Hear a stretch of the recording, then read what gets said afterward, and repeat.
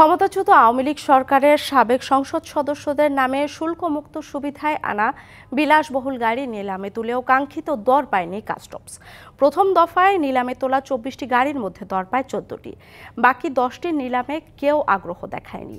এসব গাড়ি আবার নিলামে তোলা হবে বলে জানিয়েছে কাস্টমস কর্তৃপক্ষ।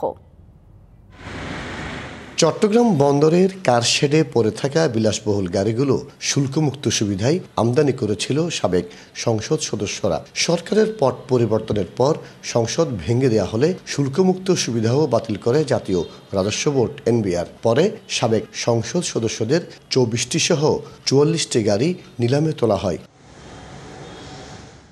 প্রতিটি নতুন ল্যান্ড ক্রুজার গাড়ি সাবেক সংসদ সদস্যরা ৯৫ লাখ থেকে ১ কোটি টাকা পরিশোধ করে আমদানি করেছেন। নিলামে প্রতিটির সংরক্ষিত মূল্য নির্ধারণ করা হয় ৯,৬৭ লাখ টাকা। যমুনা ইলেকট্রনিক্সের সুপার এক্সচেঞ্জ অফারে একের ভিতর ৩ পুরনো বদলে নতুন নিন। যমুনা ইলেকট্রনিক্স। নিয়ম অনুযায়ী প্রথম নিলামে এই দরের ৬০% বা তার বেশি যিনি সর্বোচ্চ দর দেবেন তার কাছে বিক্রি করার সুযোগ রয়েছে। এ হিসাবে ন্যূনতম ৫,৮০ লাখ টাকা দর পড়লে বিক্রির সুযোগ রয়েছে। তবে সাবেক সংসদ সদস্যদের কোনো গাড়িতেই এত দর পড়েনি। আমাদের যেটা হিসাব আমরা করেছি এগুলো 60% কাভার করে নাই।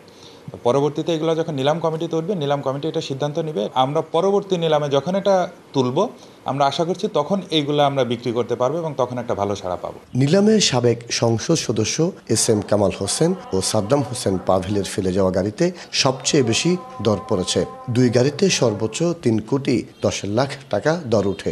এলসি বিল হচ্ছে ১,৩০ লক্ষ টাকা। ওটা এলসি মার্জিন আপনি দেখলে ১,৩০ লাখ টাকা দিয়ে আপনিও ইম্পোর্ট করতে পারবেন। এমপিরা ট্যাক্স ফ্রি গাড়ি হিসেবে আনছে এই গাড়ি, কিন্তু কোনো আমদানিকারক কি ল্যান্ড ক্রুজার ২০২৪-এ এত টাকা দিয়ে আনছে? অবশ্যই না। শুল্কমুক্ত সুবিধায় ৩১টি গাড়ি এসেছে, কিন্তু আমদানিকারকদের ঠিকানা জটিলতায় 7টি গাড়ি এবার নিলামে তোলা যায়নি।